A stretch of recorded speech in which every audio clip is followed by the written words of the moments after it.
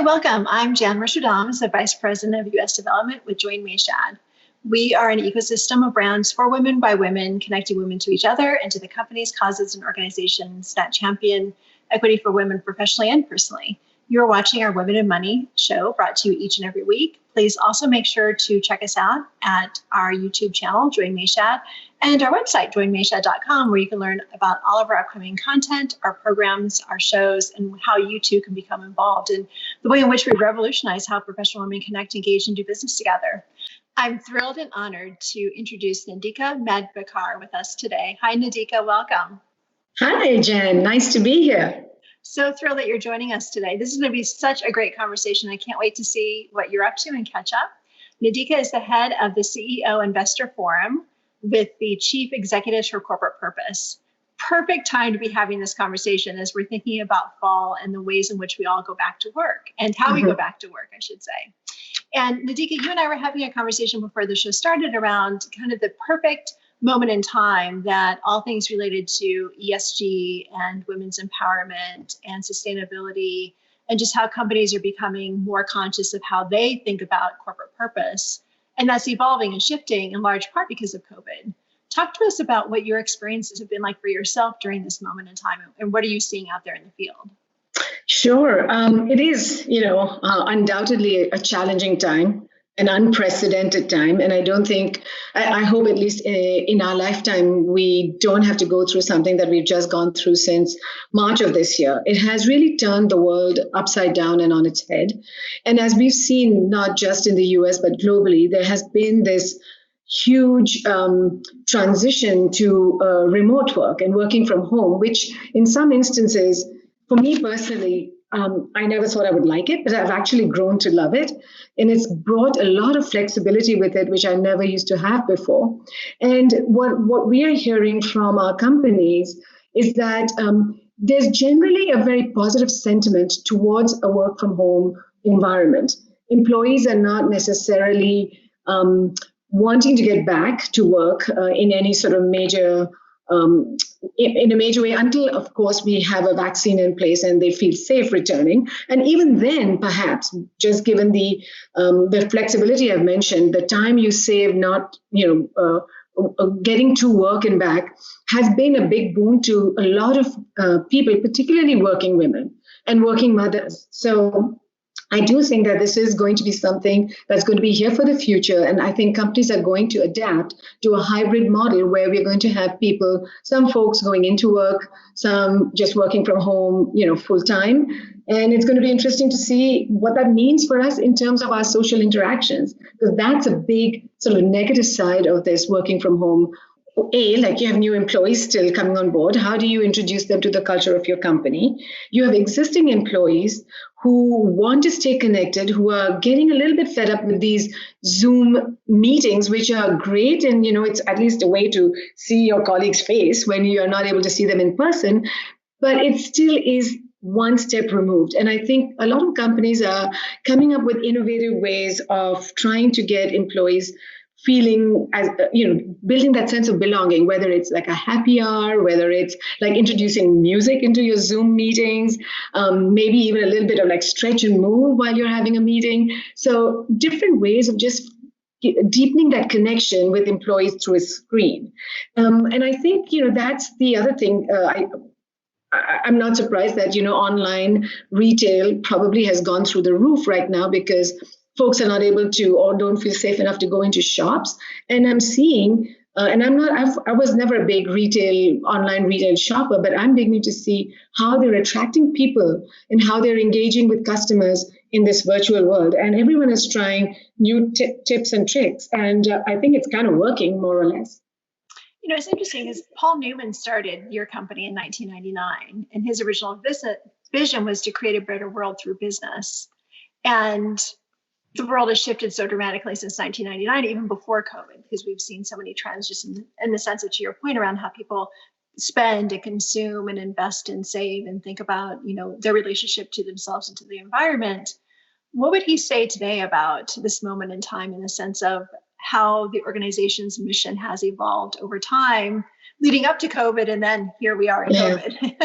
Yeah, no, absolutely. And Paul Newman, of course, with his other business leaders and friends, really believed that businesses can and should be a force for good. And I think more so today than at any other time in our history, given everything other than, the pandemic, the racial and social equity issues, more than any other time in our history, I think this is the time when there's an expectation that businesses will stand up and do the right thing.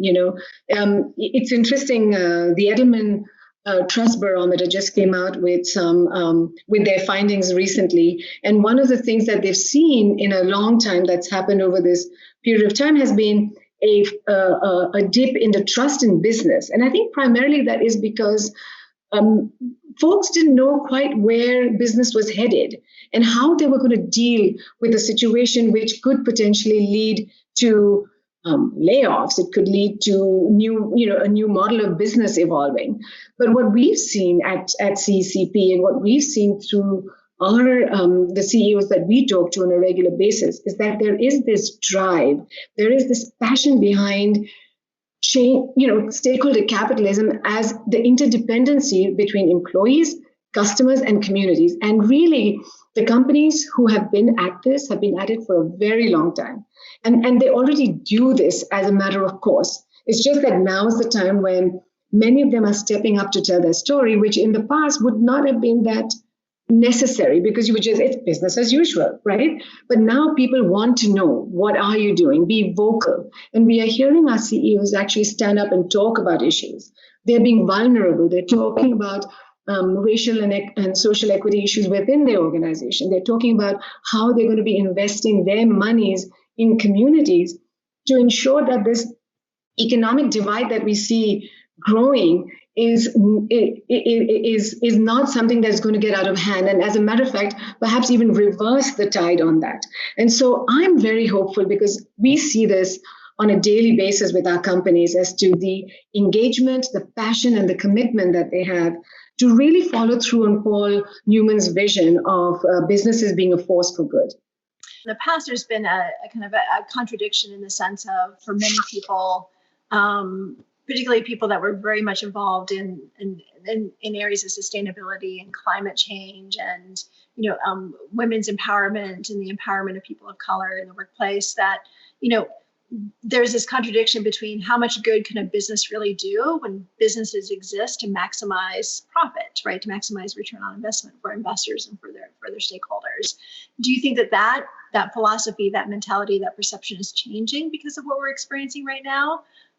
Or are those good companies, have they always done good and now they're going to do better? It has been an interesting time for us where a lot of the issues that you've just mentioned have really come to the forefront. And I will say, Jan, that, the pandemic has accelerated a change that was already happening. So if you go back 3 years ago, we see this rise in the demand from Larry Fink to Jamie Dimon, to Alex Gorski, to the BRT, the Business Roundtable, all of them putting out a statement of purpose that clearly enunciates and builds on what does it mean to be a business that has a purpose behind it. And the purpose is to serve not just the shareholders, but all stakeholders. It's your employees, it's your customers, it's your communities. And I think what I'm seeing is that the soul of the organization and of the company is actually beginning to really flower, because I think the senior executives are really getting it. And I think the environment around them is allowing them to actually step up. Most recently, actually, I was just interviewing the CEO of Humana, Bruce Broussard, on the Just quarterly call. And we talked about what does it mean for a company that's been around for a long time, and how are they really talking about the long term. And what we found is that a lot of companies are innovating. They're thinking outside the box. They're thinking about what lies ahead and how can they change their or not even change, how can they tweak their business model? How can they tweak their product services to better serve what the future is going to be and what the future looks like for their industry and for their sector? So I will say a lot of the CEOs, and we've had over 35 CEOs share their long-term plan on the CEO Investor Forum platform. And I will say that each one of them is really thinking long-term, and it's talking about E, S, and G, the environment, the social, and the governance piece. And the governance piece, as much as social has come to the forefront in these times, I think the governance piece is a close second, because without that, not much change will happen. So there's a lot of conversation around these two particular factors. With environment, unfortunately, something we do want to focus on, and we do want our companies to focus on. And it is something we see with most recently, there was a group of companies that got together and said that they would continue to support the Paris Agreement, even as the US stepped out of that. And I think that's kind of where you're seeing the leadership coming through from our companies. I see in this moment in time, companies taking a step up in so many other ways too. So we know that, around the United States, it was very hard for many small businesses to actually receive funding that was available, right? And so in many instances, companies actually came forward and said, okay, so we're going to release X number of millions of dollars in the form of grants for small businesses to apply for. So I think there is a lot of really interesting, unique opportunities and partnerships that are forming during this time that wouldn't have been thought of or creatively brought to fruition in the past. Let's talk a bit about, from your perspective, in the conversations you're having with CEOs to date, what truly is keeping them up at night? And has that changed in the last 5 months, or is it just a continuation of where you saw and experienced the pressures with them in the past? No, I think definitely we've definitely seen a shift in the areas of focus and interest within our companies. And really the three topics that rise to the top is diversity, equity, and inclusion. So definitely, how does that impact not just an organization within its employees, but also what can companies do to better level the playing field in communities across the US and globally. The second issue that's really come up is around ESG. So, there has been this, and we've been sort of kind of leading that charge to say, sort of, CEOs should think about incorporating and talking about their ESG priorities, even as a part of their earnings call, right? Even if it's every quarter, but you're talking and you're setting up the tone up front when you're talking long term. It is just something that gives the markets some, and especially institutional investors, knowledge that they feel confident about the fact that the CEOs and the companies are really thinking about what the future holds, and it's not just short-term profits that they are after. And so, incorporating ESG into your business strategy, into your earnings calls, into your investor days, all of that is becoming a big piece of how companies are now leading.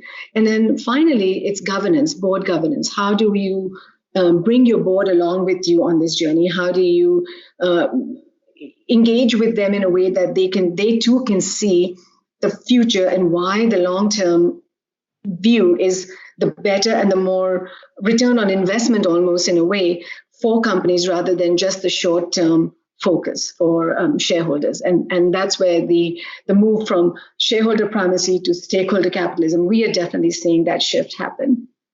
Do you think in this specific moment in time as well that we'll also see, because of exactly what you just said, an opportunity for more women to join boards as well? Because we have a very different way of thinking through solutions to some of these issues. And we know that it's really good, obviously, for business. That's already been proven. There's a lot of data that backs companies are far more profitable.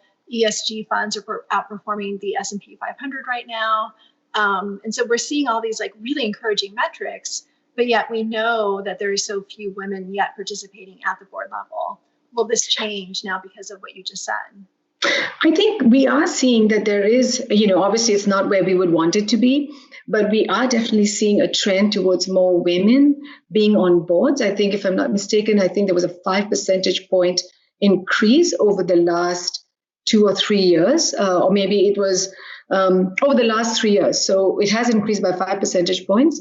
And most recently in today's news, on Amazon has just brought on board their second woman of color, an African American woman.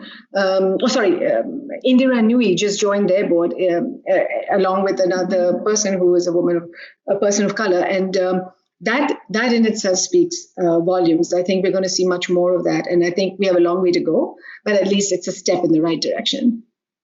I want to ask you, go back to something you were saying about the long term, ensuring the long term success of how governance plays out, and strategic planning and management teams really thinking through not just what happens right now, but thinking through what happens in the next 2 to 5 to 10 years, knowing that there's so much that's in flux right now.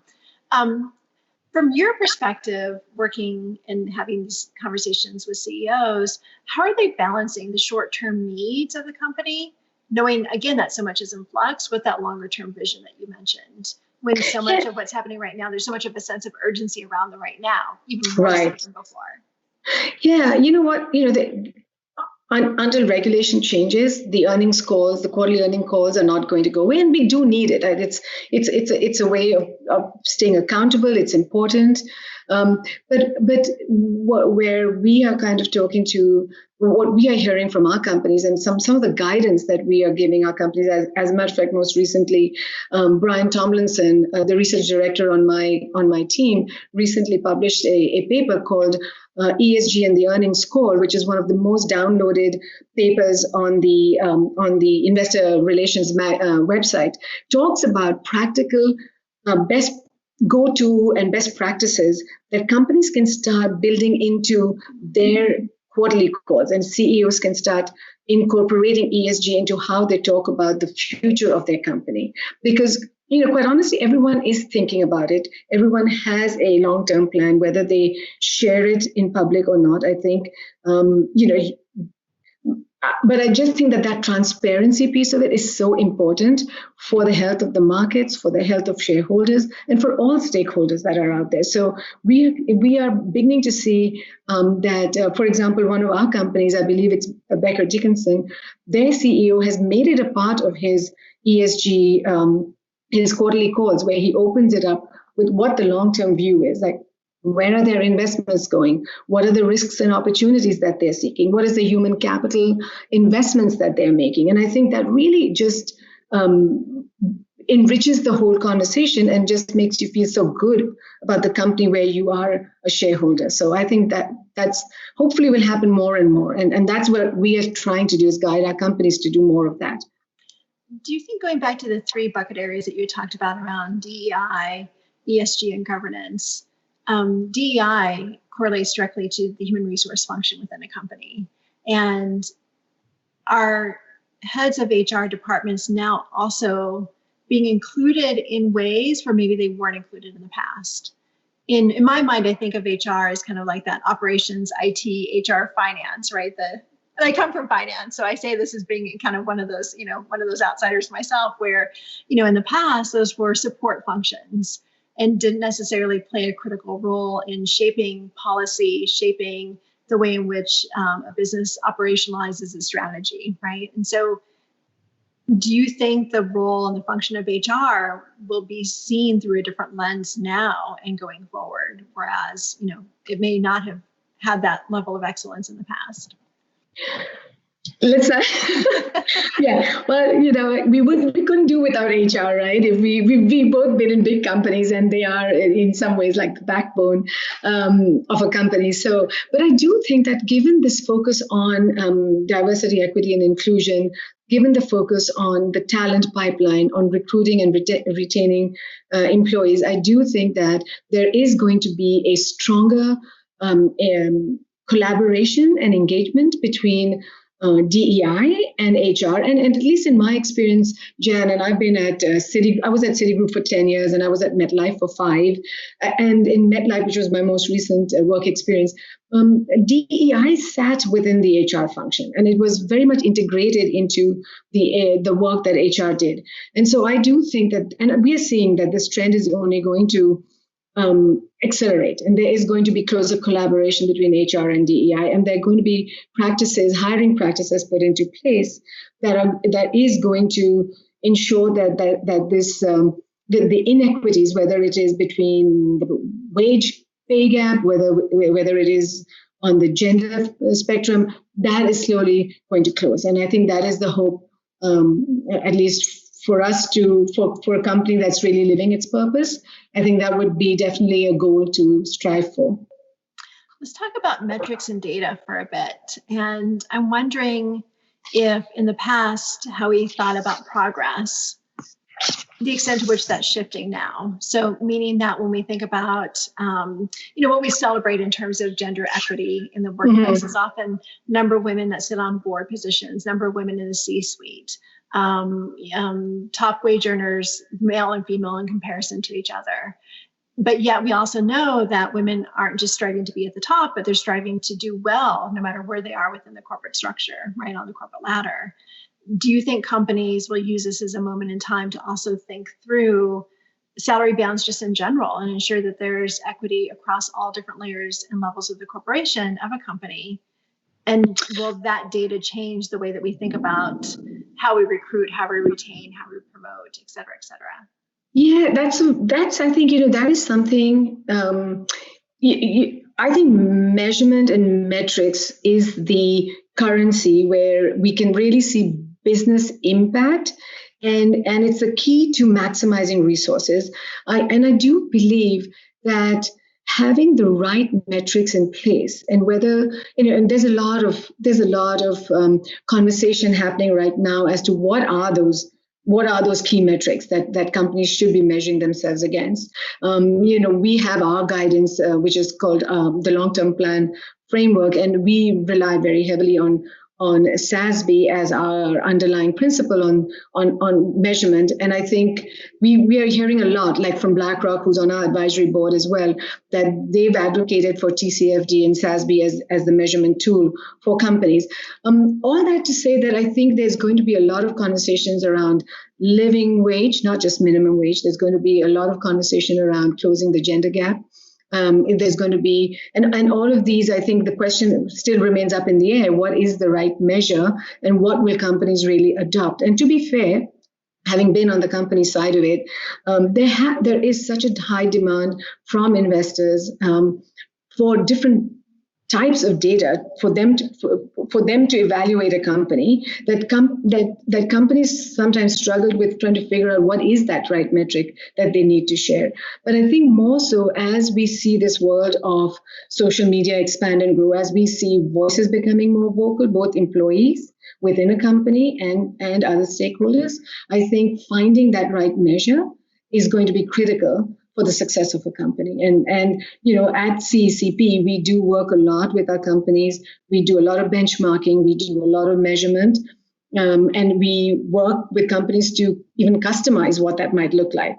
So I do think that is something we're going to see more of, and hopefully less confusion around what it should be. And one standard maybe would be a good thing for everyone. But more to come on that. I'm curious to know, how have your methodologies evolved over time as well, in the sense of taking benchmarking as an example? Is that something that's going to continue to evolve and change? And if so, then how do you compare apples to apples and oranges to oranges? Right, and I think that is such a great question, because that is exactly what the CEO Investor Forum has been trying to solve for. And just to step back a little bit, Chief Executives for Corporate Purpose is a coalition of 200 plus large cap companies, and we've been around for 20 years. About 4 years ago, we formed the CEO Investor Forum as a complement to the advisory services we already give our companies. But what the CEO Investor Forum aimed to do, and which is where I talked about the research that we've conducted to date, as well as our long-term plan framework, what we've done is taken guidance from institutional investors, many of whom are on our advisory board, whether it's BlackRock, State Street, Wellington, Lazard. We've kind of gathered intelligence from them to say what are those key metrics that institutional investors and stakeholders are looking for, by which they can evaluate the health of a company. And with that guidance, we have come up with this framework, which has got 9 themes and 22 sub-themes under it. Very simple, very much to the point. And it's not like, all over the place. It's like we've collated all the information that companies should ideally, in an ideal world, the information that investors are looking for and that companies can succinctly provide. And that is a part of the advisory services that we will be rolling out in September, on the 9th of September. More to come on that, and I'll keep you posted. But that's exactly what we've been struggling with. And I think we've come up with a fairly good framework. And we are not a rating or a ranking agency, so it's there for companies to use, and it's there for investors to use that information. And that's where the comparability, the conciseness, and over time, like apples to apples comparison can come about. And so we are very excited about that, and hopefully we'll see some good engagement on our framework. Going forward, as I mentioned, we have had 35 CEOs already share their long-term plan. We are looking to get the S&P 500 on board, so fingers crossed. It's amazing. Congratulations. I can't wait to stay updated on that too. I would imagine also see a lot of innovation happening during this time period too, particularly as people have been laid off, furloughed, and are launching new businesses, right? And also, honestly, for companies, smaller companies that have been around that are continuously innovating and on the forefront of change. I would imagine that both top down and bottom up, there's a lot of opportunities and possibilities for collaboration in the sense of smaller, more nimble, yet quickly emerging companies needing this information and the data that you're producing and gathering and discussing internally. But then also, I'm wondering if there are learning lessons that big companies like BlackRock or Goldman Sachs or Pepsi or GM could also learn from smaller companies that are really on the forefront of innovation. No, absolutely. There's no doubt about it. I mean, the challenge is that when you are such a large company and you've been around for 150, 200 years, change happens, but it happens at a glacial pace. And there are smaller mid-cap companies, even like the B Corps of the world, who have lessons to teach us, and they've kind of shown the way forward. Look at Tom's, look at Eileen Fisher. I mean, these are all companies we look up to, and we want to invest in them. We want to be their customers. We are loyal customers. And I think you're absolutely right. There are many lessons to be learned from those companies. And one of our hope with the services that we are going to be offering our companies is going to be that opportunity to network and that peer connection, where there is learning that happens both ways, right? So definitely see an opportunity there, and we welcome companies who come and share their successes and how they've managed to live up to their purpose. And I think that's what we're hearing more and more about, right? What is your purpose, and are you truly living up to it? And if not, then how are you going to? It's not the shame game. It's really like, how can we help you, or how can a company help itself live up to its purpose? And so that is kind of what the North Star should be for everyone. Do you also see that there's a greater sense of transparency and openness in the sense of companies, CEOs, management teams not wanting to always hold so much close to the vest in the sense of their trade secrets or their IP or whatever that is, because there is value in having that collaborative spirit? I'm thinking, precisely for the notion of cluster work, which we hear out here has become really interesting and an alternative to actually having employees in a physical office, right? But you're still have that face-to-face interaction with other human beings. You don't have to be on a Skype or a WebEx 24/7, but you actually get to be around other people in safe, protected environments, whether it's your outside patio or a coffee shop outside, or whatever the space is that deemed to be not healthy and clean and sanitized. But you're working alongside with people who may not be working in your same department or in your same silo or even for your same company, but you're in a space where you can actually network and communicate and perhaps even collaborate. And there are benefits, obviously, for companies to be able to do that in a way that doesn't seem threatening to them, right? I think so much of what we think about networking in the corporate sense is companies often think that, well, I don't want my employees to network with other people because then they might want to go work for that other company, right?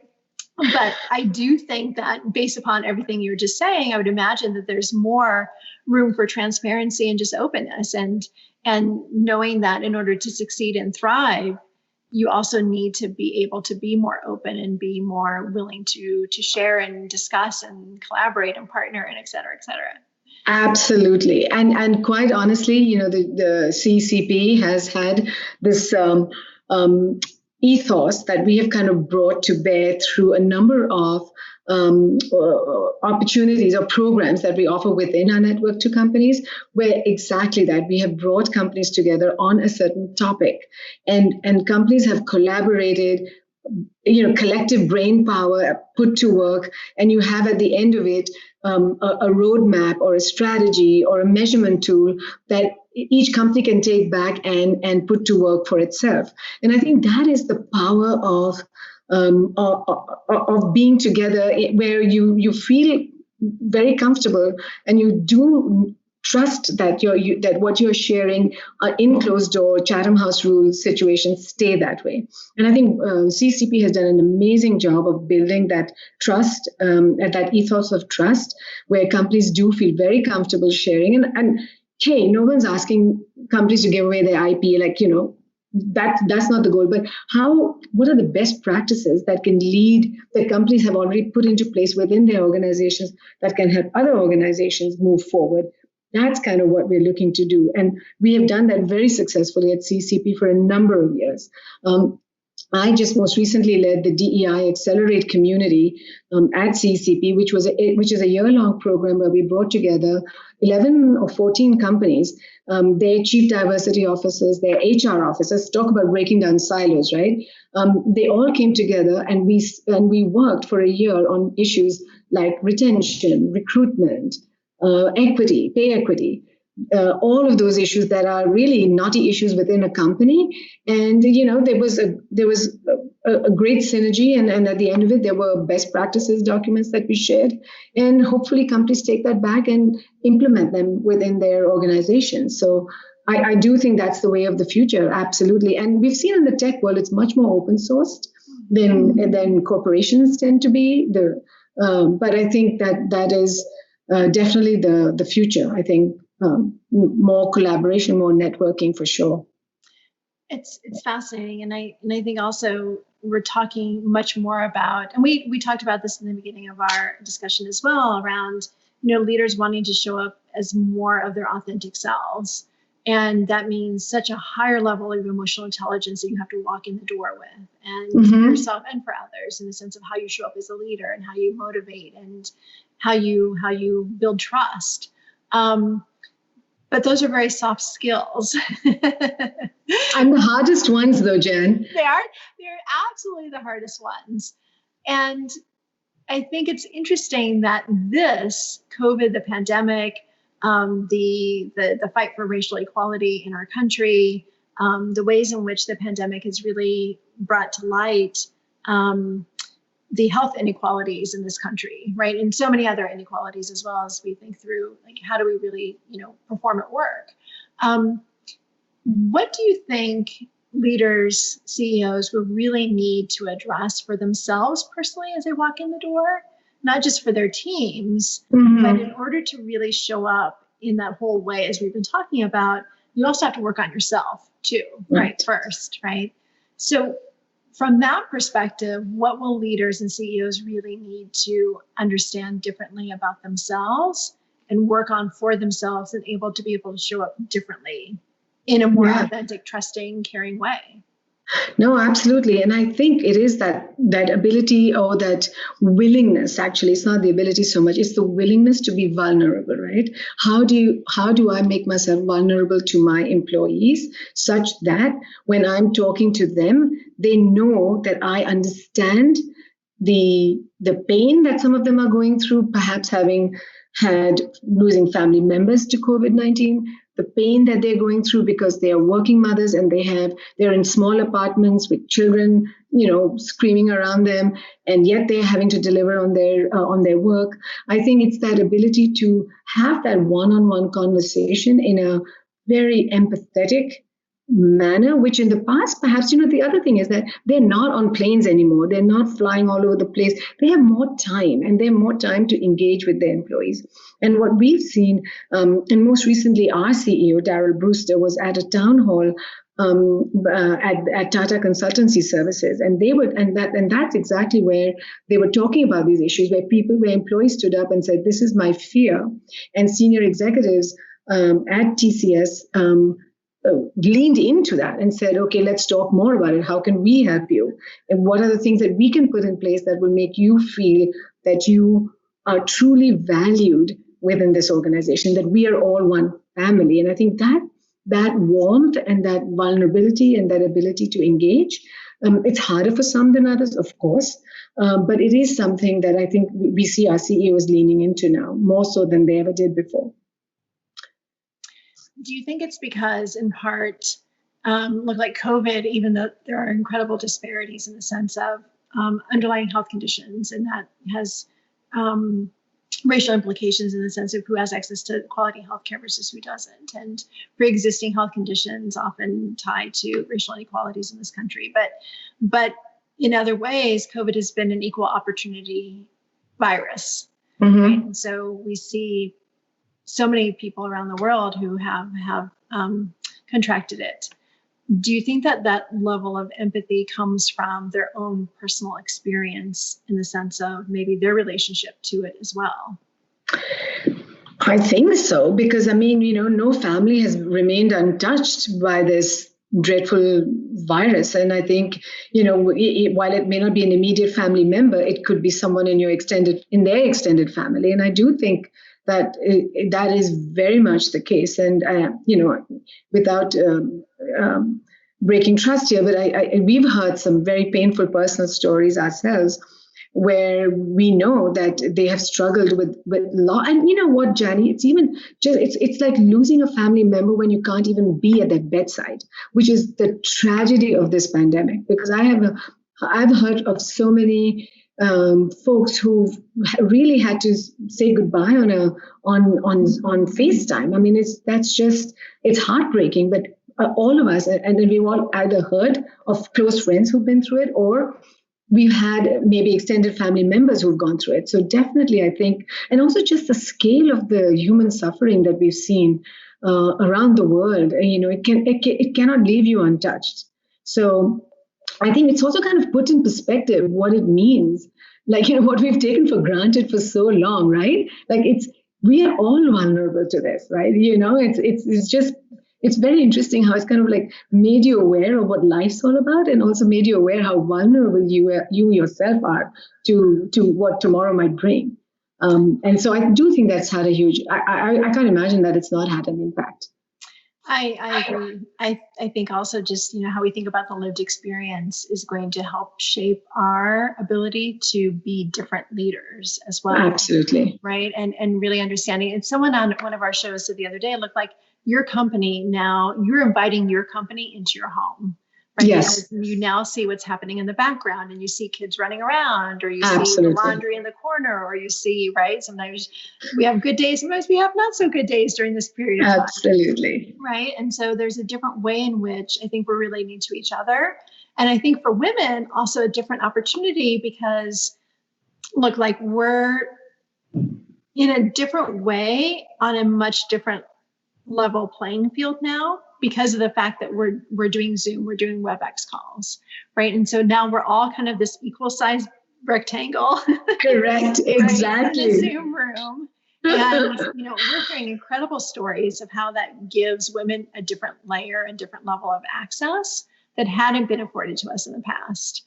And we think about, and look, like we'll all go back to, to some sort of normalcy in the future, whatever that new normalcy looks like. But when we think about the ways in which men network, for example, on the golf course, or playing tennis, or going to an athletic game, we think about networking. Women are great. Like we are great at having conversations or online or over a Zoom or whatever that means. So it's interesting to see just the ways in which women get to show up differently now and get to have a different type of access. Absolutely. And we'd love to get your thoughts on this too, but it's also up to us to step into that and claim that for ourselves as well. Yeah, I mean, I do think that it's interesting. So one hears about this, and I'm a first generation immigrant to the US and been here about 20 years now. But you always heard about the old boys club, and going off for drinks or going for a game of golf, and the women just not being included.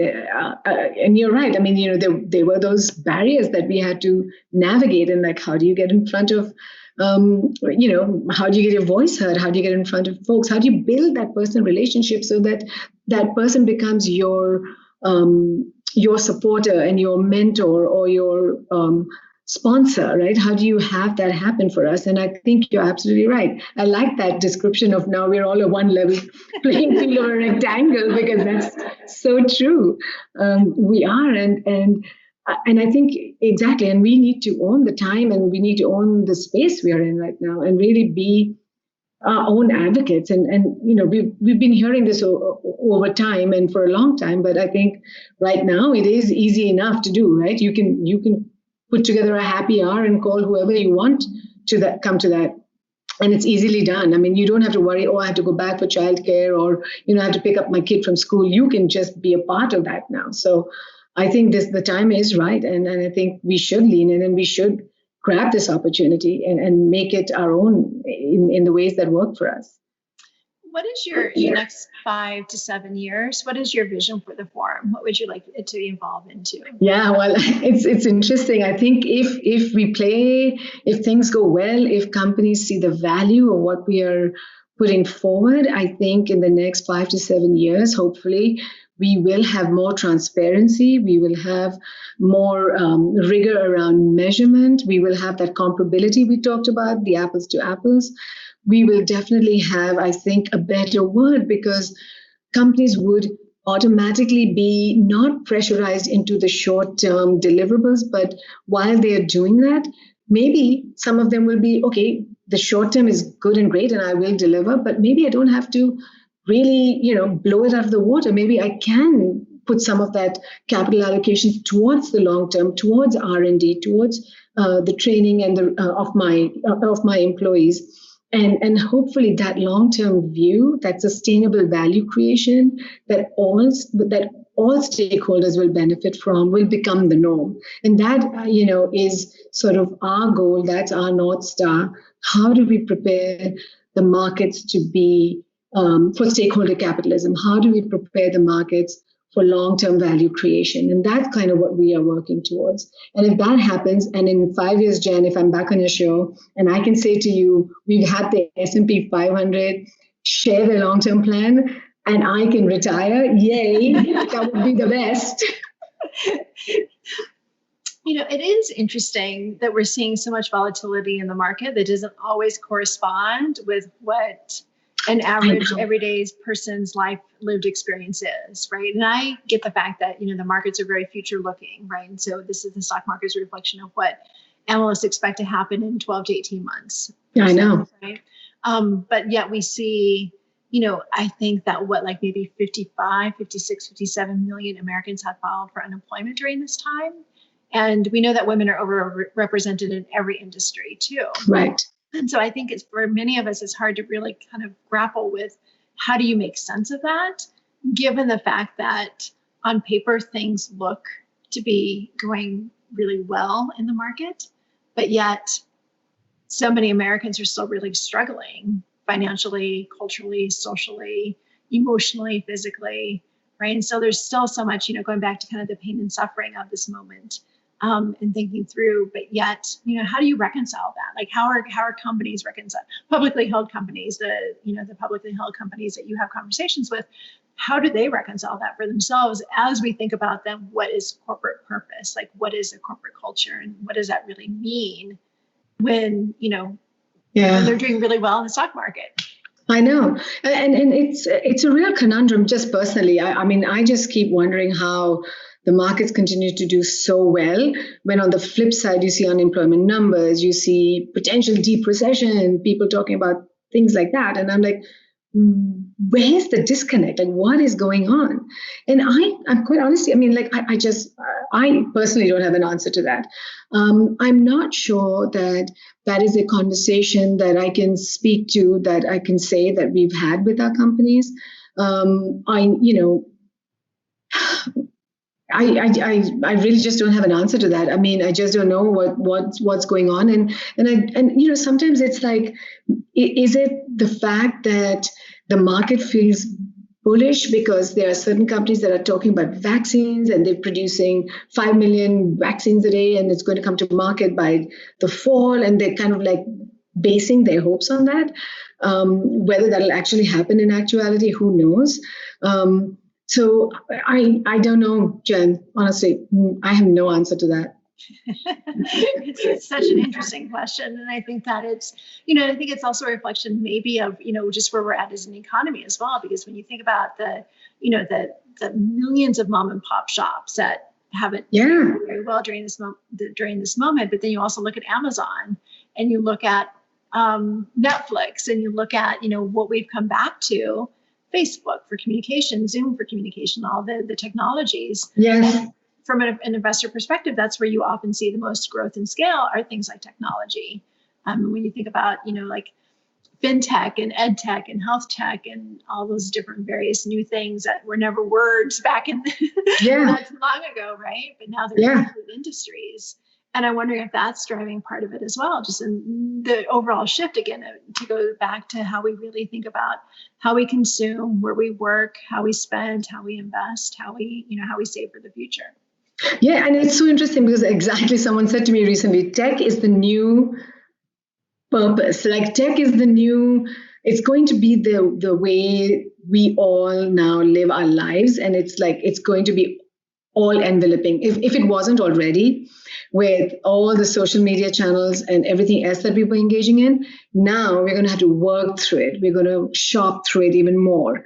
Everything is going to be tech-based, and therefore, and maybe that's what it is, and maybe that's exactly where the markets are seeing the promise and the future. And Tesla is creating a space shuttle or whatever, for all we know, our transportation is going to be on these things and not airplanes anymore, because who wants to be locked in a box full of with 300 people, right? I don't know. Yeah, I think maybe that's the answer. Maybe it is tech, and maybe that's where we're seeing the future go, and that's where we're seeing the markets react, because that's exactly what we're going to be dependent on it for a long, long time, and it's going to be the new normal for us. I think that there's personally going to be, and we talked about this a lot before COVID, that there's a balance between how do you live your life fully and engaged with other human beings versus the amount of time that you spend with your friends on LinkedIn that you've never met, right? And so there's that balance, and that's going to become even more critical, I think, for all of us to really think about.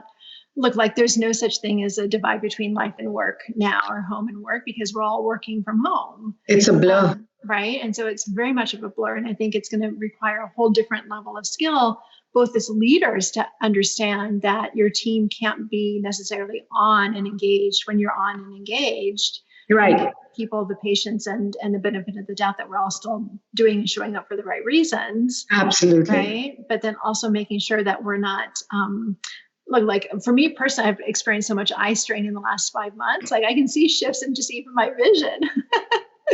Right. And so you think through, how do I make sure that I have balance for myself? And I think companies also have that responsibility to help employees help themselves think through what that right kind of balance is. Absolutely. Having a happy life during this crazy moment in time. I know. And actually a very heartwarming personal story. We have an internship. It's our board members fund an internship for the summer for graduate students. And so we had an intern who we onboarded virtually and very recently offboarded with a virtual happy hour. I was just saying to him on Zoom, I was like, Colin, I've kind of I interacted with you as if you were a part of my team, which you were. But I've never met you and I don't know if I ever will in person. But it's so. But then he said to me, he's heard from a lot of his friends, and he said that he felt that this experience that he had at CCP this virtual experience was like the most engaging as compared to what he's heard from his friends and some of the other places that they've been. And then to your point about leaders being aware all the time of how they are helping their employees manage through these times is so important. So having that empathy, that awareness that, okay, I'd love to have you on camera. Like now it's a time, Jan, when if you don't put your camera on, it's rude. Like people are like, why isn't your camera on? Right? I mean, and you have to say sometimes it's okay, maybe you're having a bad hair day, or maybe, you didn't get sleep last night because your baby was crying and you got bags under your eyes, and it's fine. So yeah, there are just so many new rules that we're all learning as we go. But I think the underlying piece of it is the empathy and the trust. You've got to trust that your employees are doing what they say they're doing. And you have to have empathy for the situations each one of us finds ourselves in. So absolutely, I think that's exactly right. I mean, we have to just grow with the times we are in and learn and know that this is what it's going to be, at least for the next, I think, from the signs I'm seeing, I think definitely next year, if not the year after. So many companies have just gone fully remote till the end of 2021 already. Mm-hmm. Yeah, I think that's going to be definitely a new shift, no matter even 3 years from now, right? I think there's going to be much more respect paid to just like, how do you really ensure that you have the right space, the right flexibility in your schedule to make sure that you're really also spending time doing those things that are really truly important to you professionally and personally. Absolutely. And when we think at, the number of Americans that have vacation days that they continuously just roll over from one day to the next until they expire, or Americans that feel like they can't take sick days. Like if COVID's taught us anything, it's stay home if you don't feel well, right? Yeah. And so I think it's going to be interesting to see, how HR policies shift to ensure that employers are giving employees the option and the flexibility and the capacity without the guilt for actually taking the time, right? Absolutely. Enjoy life a little bit more. Yeah, no.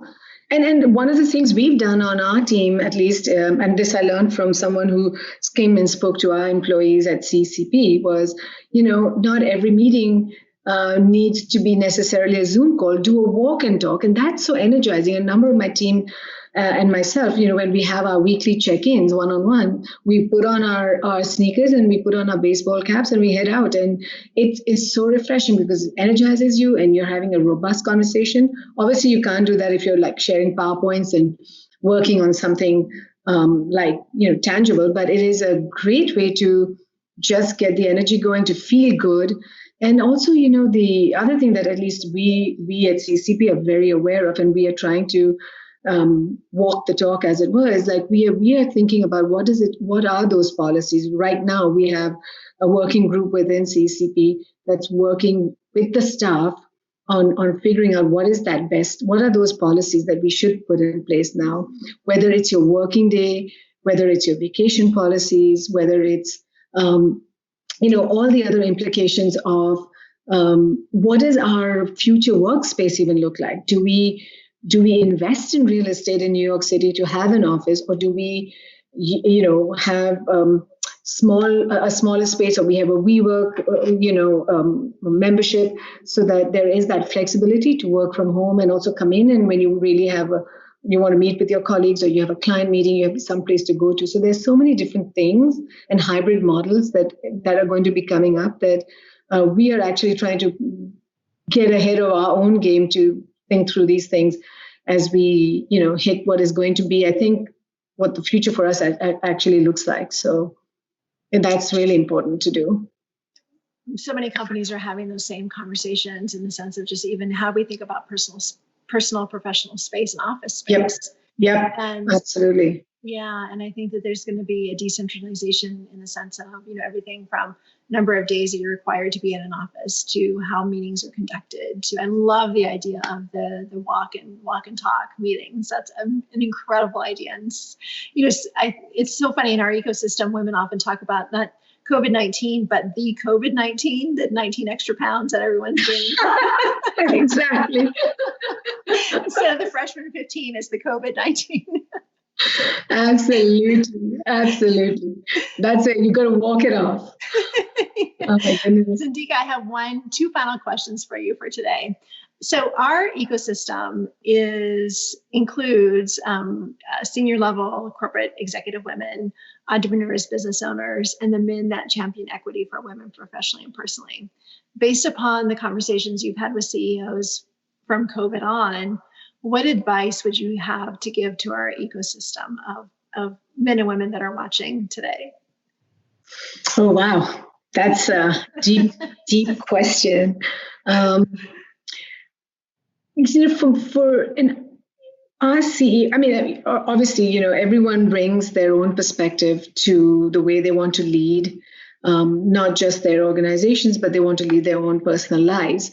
And, one thing that I would say, which I've heard a lot, one thing that is always bubbles up is we've got to be adaptable and we've got to be flexible. So much as companies are trying to figure out what and how they need to develop and work for the future, in the same way, individuals within companies need to figure out how they are going to be adaptable and flexible as we navigate these uncharted waters, because we really just don't know, right?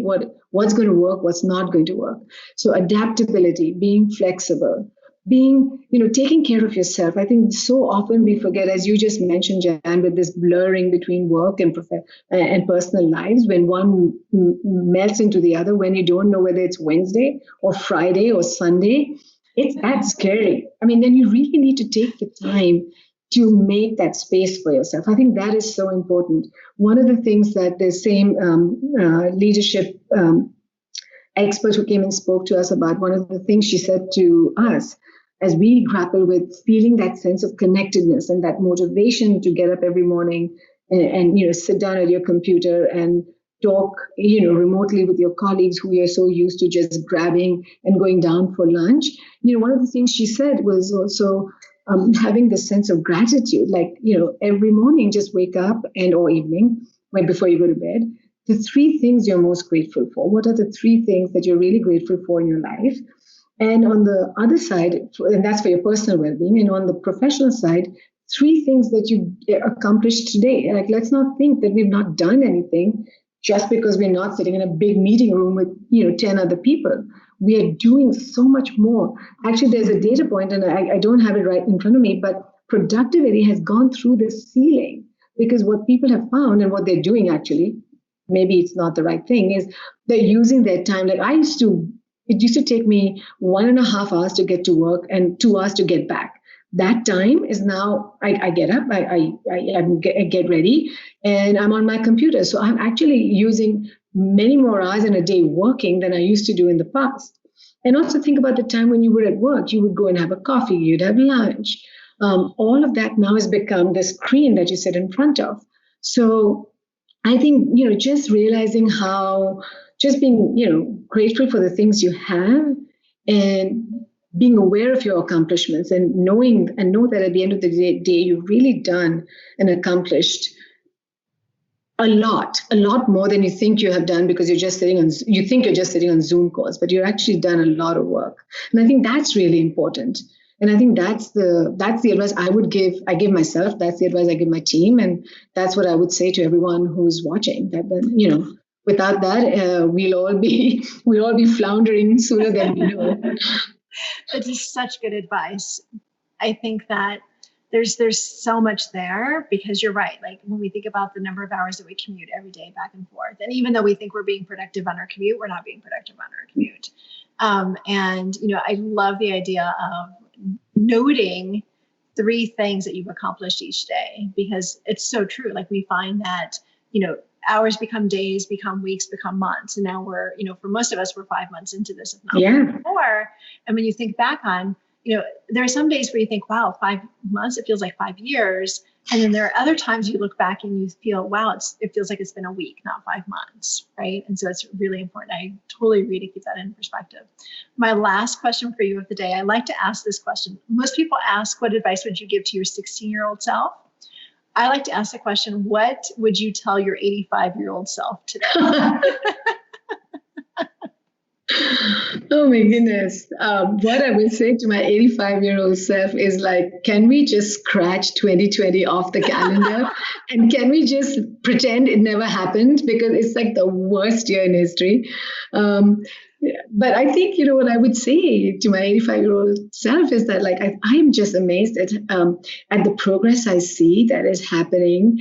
And I will say, hats off to the younger generation, the millennials, the Gen Zs, who are not afraid to raise their voices and call it as it should be. And that's what we need. We need those voices, holding us accountable, us who are the older generation, who are aware of things, but perhaps have not put our best foot forward in some cases. Look at, climate change, and look at some of the other